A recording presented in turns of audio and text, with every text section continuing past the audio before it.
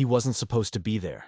And when Sarah's little girl came screaming toward her, chased by a silent Comanche warrior emerging from the trees, every instinct told her they were about to die. But what he did next? No one in the West had ever seen it coming, and it would shatter everything she thought she knew about enemies, love, and survival. Texas, 1867. The sun beat down on Sarah Mitchell's homestead like a hammer on an anvil. She was 24, a widow, alone on land that wanted her dead. Her husband had died 2 years back from cholera, leaving her with a 7-year-old daughter named Emma, and a rifle she barely knew how to use. The Comanche raids were getting worse. Everyone knew it. Families disappeared in the night. Livestock vanished. And the stories, God, the stories people told at the general store would make your blood run cold. Sarah kept that rifle by the door, always loaded, always ready. Emma was playing in the yard that afternoon, chasing butterflies near the vegetable garden, her blonde curls bouncing in the sunlight. Sarah was hanging laundry, trying not to think about how exposed they were, how far from town, how alone. Then she heard it. Emma's scream, high-pitched, terrified, cutting through the air like a blade. "Mama! Mama!" Sarah dropped everything and ran. Her heart was pounding so hard she thought it would explode. She rounded the corner of the house and saw Emma sprinting toward her, tears streaming down her face, legs pumping as fast as they could go. And behind her, about 100 yards away, was a Comanche warrior on horseback. War paint, lance, muscular chest bare except for a bone breastplate. He sat perfectly still, watching them. Sarah grabbed Emma and held her tight. Her mind raced through options. The rifle was too far. If they ran, he'd catch them in seconds on that horse. They were dead. They had to be dead. But he didn't move. He just sat there, watching. His dark eyes met hers across the distance, and Sarah saw something that made no sense. He looked young, maybe her age, and his expression wasn't rage or bloodlust. It was something else, something she couldn't identify. Minutes passed. Sarah's arms ached from holding Emma. The warrior's horse shifted, snorted. Still, he didn't charge. Then, slowly, he raised his hand, palm forward, a gesture of peace. Sarah's confusion deepened. Was this a trick? Some kind of Comanche strategy she didn't understand? Then the warrior reached behind him. Sarah's breath caught. He pulled something from a pack and held it up. A wooden doll, beautifully crafted, decorated with beads and feathers. He held it up for a moment, then tossed it gently forward so it landed in the grass halfway between them. And then he turned his horse and disappeared into the trees. Sarah stood frozen. Emma pulled back to look at her mother's face. "Mama, why did he leave that doll?" Sarah had no answer, none at all. That night, Sarah couldn't sleep. She sat by the window with the rifle across her lap, watching the darkness. The doll sat on the kitchen table. Emma had wanted to play with it, but Sarah had said no, not yet.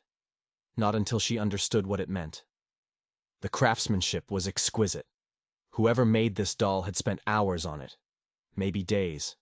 The tiny dress was soft deerskin with intricate beadwork in blue and white patterns. This wasn't something you gave away lightly. Sarah couldn't stop thinking about the warrior's face, those dark eyes, the sadness in them. He'd been close enough that she could have seen hatred if it were there, but she hadn't seen that. She'd seen a man, not a monster. And that realization was more troubling than anything else. 3 days passed. No attacks. No more sightings. But Sarah found herself looking toward the tree line constantly, half expecting to see him again. She rode into town to tell Sheriff Brady what had happened. "That's mighty peculiar, Mrs. Mitchell," the grizzled lawman said, scratching his gray beard. "Comanche don't usually leave gifts for settlers.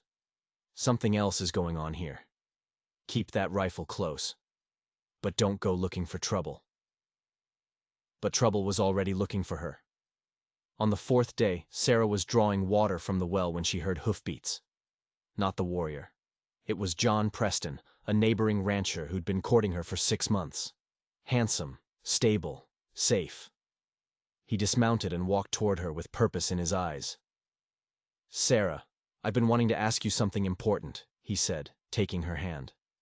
"Marry me. I can give you and Emma protection. A real home. You wouldn't have to struggle anymore." Sarah looked at his kind face and felt only guilt. Any sensible woman would say yes immediately. "John, I need more time." His jaw tightened. "Time? Sarah, I've been coming around for half a year. How much more time do you need?" "Please, just a little longer." John's face showed his frustration, but he nodded. "All right, but I won't wait forever. A man has his pride." That evening, after Emma was asleep, Sarah sat on the porch with coffee, watching the stars. She was so lost in thought that she almost didn't notice the figure standing at the edge of her property. Her heart jumped. It was him, the warrior. Every instinct screamed at her to grab the rifle, to fire a warning shot, to run. But instead she found herself walking toward him. She stopped 20 feet away. They stood in silence, studying each other in the moonlight. Then he spoke. "You kept the doll." Sarah's eyes widened. "You speak English?" "My mother was captured by your people when she was young. She lived with the whites for 5 years before returning to us. She taught me your language." He paused. "My name is Takakota. It means friend to everyone." "I'm Sarah. Why did you give my daughter that doll?" Takakota's expression remained carefully neutral. "The doll belonged to my daughter. She died last winter from the white man's sickness. Fever took her when she was 7 years old." His voice was steady, but Sarah heard the pain beneath it. "When I saw your little one running, with her yellow hair shining in the sun, for a moment I thought I saw my Ayana again. I could not harm her. I could not harm you." Sarah felt tears spring to her eyes. "I lost my husband 2 years ago. I know what it is to grieve." "Yes," Takakota said softly. "I saw the sadness in your eyes that day. We are both warriors fighting to survive. Different peoples, same pain." They talked for hours that night. Takakota told her about his people being pushed from their lands, about the disappearing buffalo, about his wife who died in childbirth along with their son. Sarah told him about her loneliness, her fear, the constant struggle to survive. With each word, the walls between them crumbled. "I will come again if you permit it," Takakota said as dawn approached. "These meetings must stay secret. If your people knew, they would hunt me. If my people knew, they would see it as betrayal." Sarah knew she should say no. This was impossible. Dangerous. Could get them both killed. But looking into his eyes, seeing the same loneliness that lived in her own heart, she found herself nodding. "Come back tomorrow night. Same time."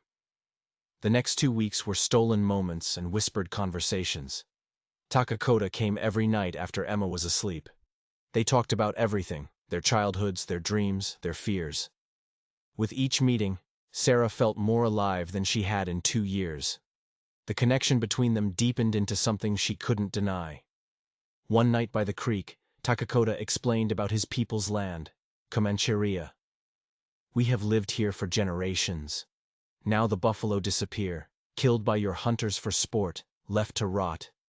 My people starve while your people take more and more." "I wish there was a way for both our peoples to live in peace," Sarah said. "That is a beautiful dream," Takakota replied. "But I do not think your leaders want peace." Sarah reached out hesitantly and placed her hand on his. The touch sent electricity through both of them. Takakota turned his hand over, intertwining his fingers with hers. Something shifted between them in that moment. A line was crossed. "Sarah," he whispered, his voice rough with emotion. "When I am with you, I feel peace for the first time since I lost my family. You have awakened something in my heart I thought had died." "I feel it too," Sarah admitted, her voice trembling. "I try to tell myself it's impossible, that we're from different worlds. But my heart doesn't listen to reason anymore." Takakota lifted her hand to his lips and kissed it gently. Then let us have this time together, however long the spirits allow. But someone was watching. John Preston had grown suspicious of Sarah's distant behavior. He'd been riding past her property in the early morning hours, noticing fresh hoofprints he didn't recognize. His jealousy had been building. And on Thursday evening, hidden in a grove of cottonwood trees, he saw everything. The Comanche warrior approaching, Sarah emerging from her house, walking toward him with obvious familiarity, embracing in the moonlight. Rage flooded through John's veins, his hands clenched into fists so tight his knuckles turned white. The next morning, he rode straight to the sheriff's office. "Tom, we've got a serious problem. Sarah Mitchell is consorting with a Comanche warrior. I saw them with my own eyes last night, meeting like lovers." Sheriff Brady's expression turned grim. "John, that's a serious accusation." "I know what I saw. That savage has been coming to her property at night. We need to do something before she puts the whole community at risk." By noon, the story had spread through Broken Creek like wildfire. The townspeople were shocked, outraged. A white woman fraternizing with a Comanche was the ultimate betrayal. Some called for Sarah to be driven out. Others wanted the warrior hunted down and killed. Sarah knew nothing until the sheriff arrived that afternoon with John Preston and 3 other men. Her heart sank when she saw them riding up. "Mrs. Mitchell, we need to talk about some serious allegations," Sheriff Brady said gravely. "That you've been meeting with a Comanche warrior, putting this entire community at risk." "He's not my enemy," Sarah said firmly, her eyes flashing. "His name is Takakota, and he's lost everything. His wife, his children, his way of life. He's not a threat to anyone." John stepped forward, his face red with anger and hurt. "How can you say that? He's a savage. I offered you protection, a real future, and you threw it away for him?" "I never accepted your proposal, John," Sarah said steadily. "And what I do on my own property is my business." "Not when it endangers the rest of us," one of the other men growled. "We got families to protect." Sheriff Brady held up his hand. "Sarah, the townspeople are scared and angry.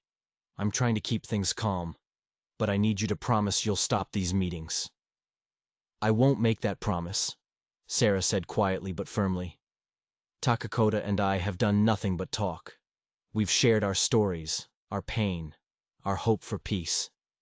If that's a crime, then your laws are unjust." "Think of Emma," the sheriff said, his expression softening. "Think of what this could mean for her future."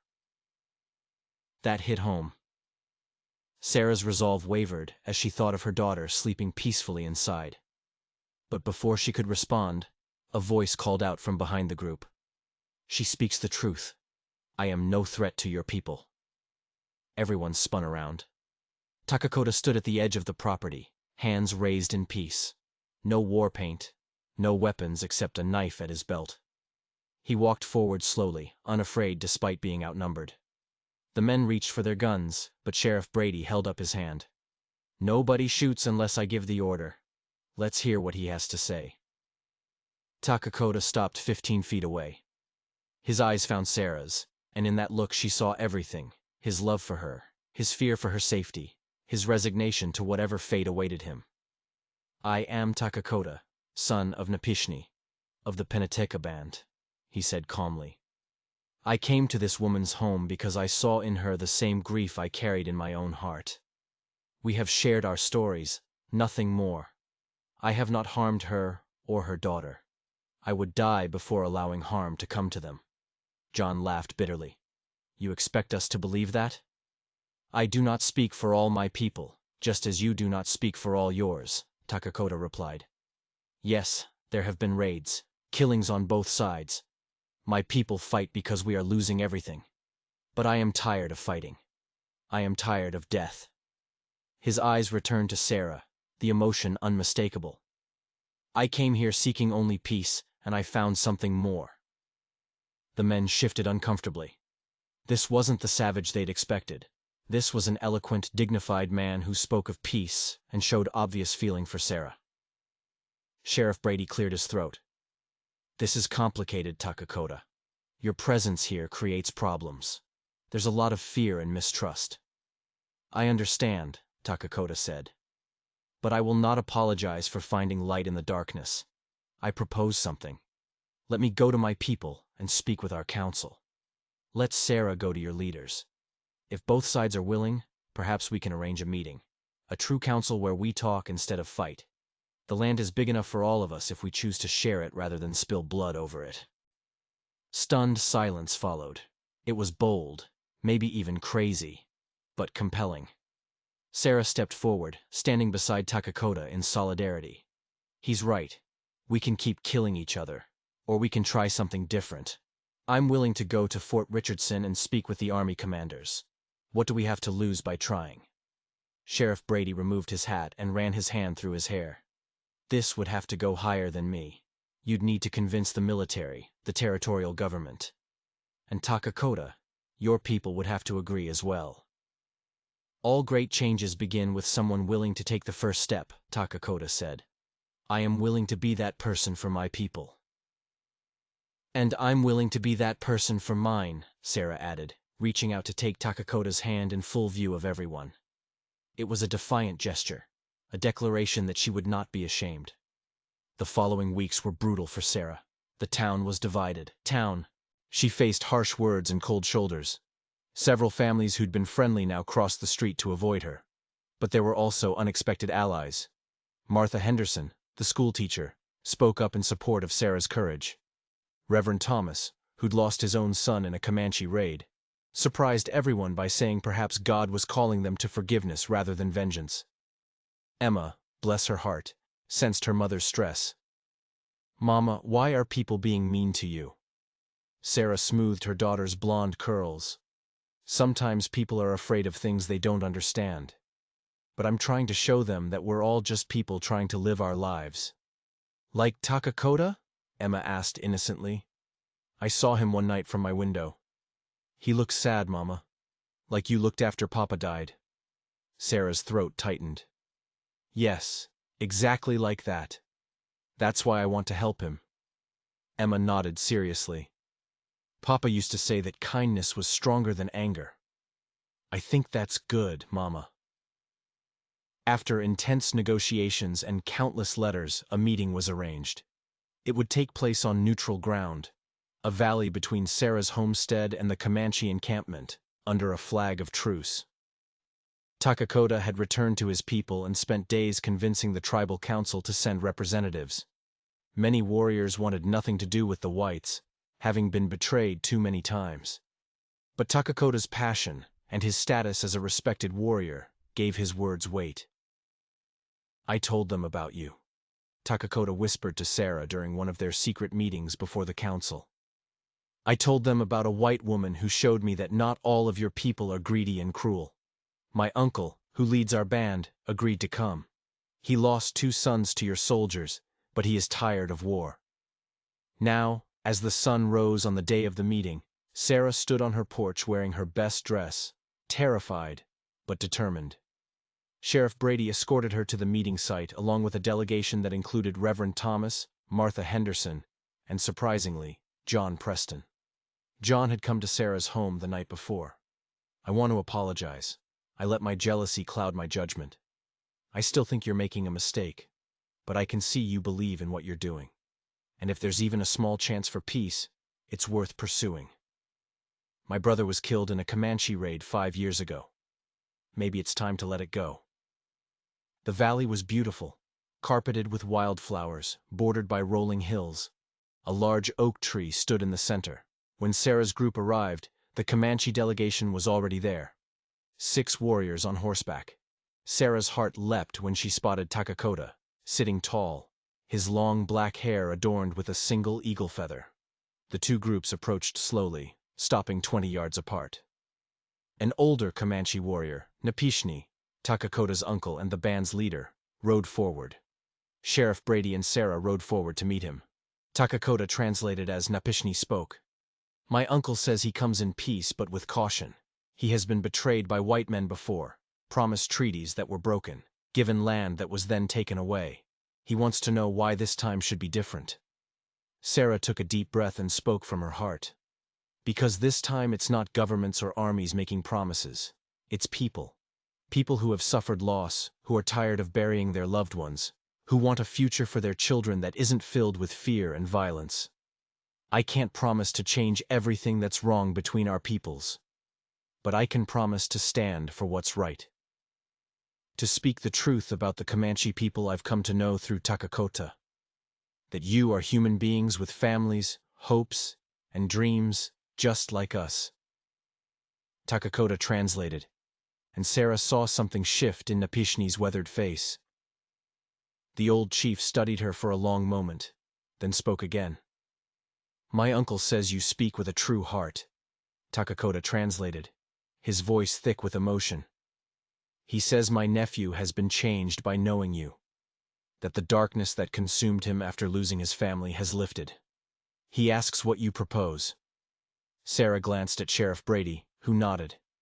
We propose a formal treaty of peace between the Comanche bands in this region and the settlements of Broken Creek and surrounding homesteads.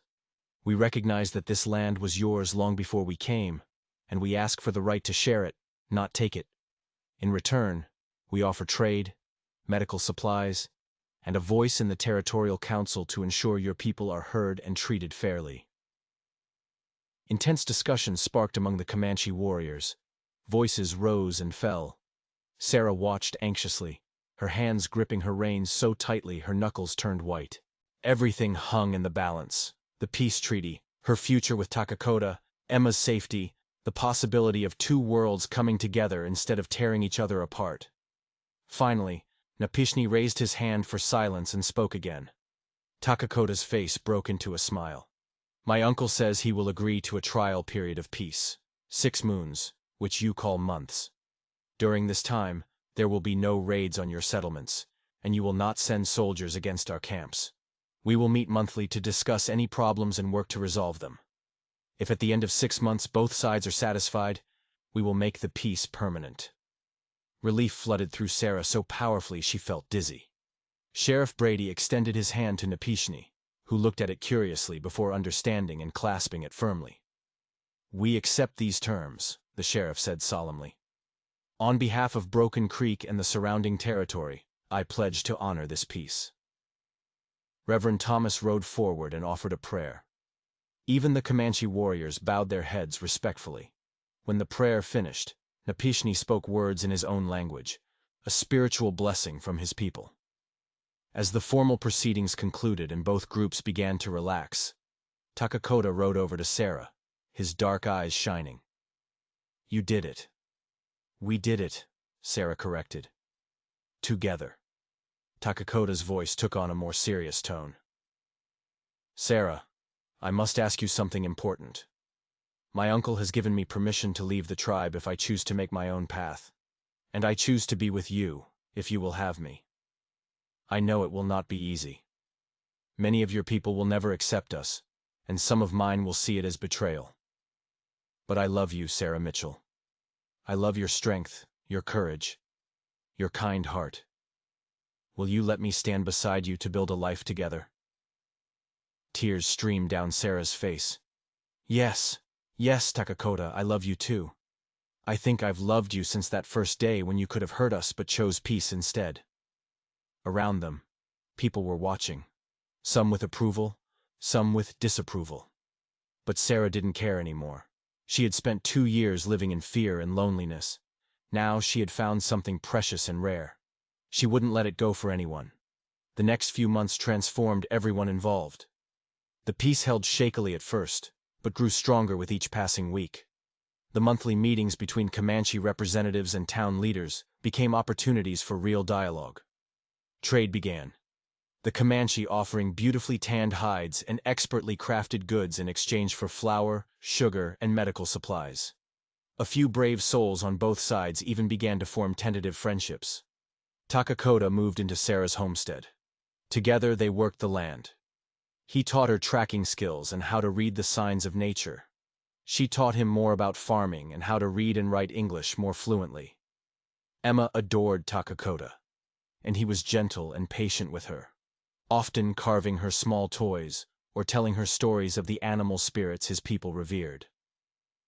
The child had gained not just peace, but a father figure who loved her as his own.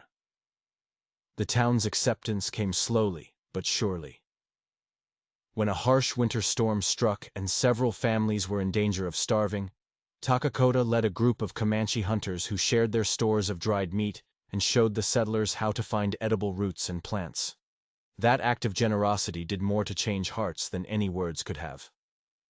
By spring, when Sarah and Takakota stood before Reverend Thomas to be married in a ceremony that blended both their traditions, more than half the town attended. Martha Henderson had sewn Sarah a beautiful white dress. Takakota wore a mix of traditional Comanche clothing and a white shirt Sarah had made for him. Emma stood beside them, holding little Bird, beaming with joy. Napishni attended with several warriors, standing solemnly throughout the ceremony.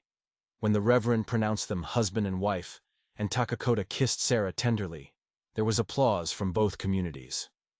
John Preston was there too, standing in the back. He caught Sarah's eye and nodded with genuine respect before slipping out quietly. Sarah understood. He was letting go, accepting that she had found her path, even if it wasn't the one he'd wanted for her. The wedding celebration was unlike anything Broken Creek had ever seen. Fiddle music and dancing alongside Comanche drums and traditional songs. Food from both cultures was shared. Children from both communities played together without the prejudices of their parents. It was a glimpse of what could be. A future where different peoples lived not just in tolerance, but in genuine harmony. That night, as Sarah lay in Takakota's arms listening to his steady heartbeat, she reflected on the incredible journey that had brought them here. It had started with fear, with her daughter running toward her and a warrior on horseback, who should have been her enemy. But he had chosen peace. And so had she. And that single choice had changed everything. "What are you thinking about?" Takakota asked softly. "I'm thinking about how strange life is," Sarah replied. 6 months ago, I was alone and afraid, certain I would spend the rest of my life struggling just to survive. And now I have you. I have hope. I have a purpose bigger than just getting through each day. Emma has a father who adores her. Our peoples have a chance at real peace. It's like a dream." "It is real," Takakota assured her, kissing the top of her head. "And we will work every day to keep it real, to nurture this peace like a precious seedling. Our children and their children will grow up in a different world than the one we knew. A world where love is stronger than hate. Our children." Sarah pulled back to look at him, a smile playing at her lips. Takakota's eyes sparkled. "Yes, our children. If the spirits bless us, Emma will have brothers and sisters who carry the blood of both our peoples in their veins. They will be living proof that peace is possible, that love knows no boundaries." Sarah kissed him deeply, her heart so full she thought it might burst. As the months turned into years, the peace treaty that had begun as a 6-month trial became permanent. The story of Sarah and Takakota became legend, told around campfires and dinner tables as an example of courage, love, and the power of choosing peace over violence. They had 3 more children together, beautiful boys and girls who embodied the best of both cultures. Emma grew into a strong young woman who became a teacher, helping to educate children from both communities. Takakota became a respected voice for his people in the territorial government, ensuring the Comanche were treated fairly in negotiations and agreements. Sarah worked alongside him, using her understanding of both worlds to bridge gaps and resolve conflicts before they could escalate. Together, they built not just a life, but a legacy, proving that love could conquer hate, that understanding could overcome prejudice, and that peace was always possible when people chose courage over fear. Years later, when their grandchildren asked them to tell the story of how they met, Sarah and Takakota would sit together on the porch of their homestead, now expanded and prosperous, and recount that fateful day when Emma came running, fleeing from the silent Comanche warrior. They would tell of how that moment of fear transformed into the greatest love either of them had ever known, and how choosing peace in that moment, and every moment after, had changed not just their lives, but the lives of everyone around them. The children would listen with wide eyes, marveling at the courage of their grandparents, inspired to carry forward the legacy of peace and love that had been fought for so hard and won at such great cost. The land that had once been stained with blood became a place of cooperation and mutual respect.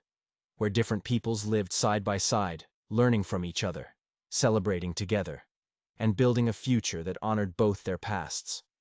That was the legacy of Sarah and Takakota. Not just their love story, but the proof that peace was possible, that hatred could be overcome, and that the human heart was capable of bridging any divide when it chose love over fear. Their story became a beacon of hope, showing that even in the darkest times, even when all seemed lost, two people willing to stand together could change the world. If you enjoyed this incredible true story of courage and love conquering hate, don't forget to hit that subscribe button and let me know in the comments where you're watching from. What would you have done in Sarah's position? Drop your thoughts below and I'll see you in the next story.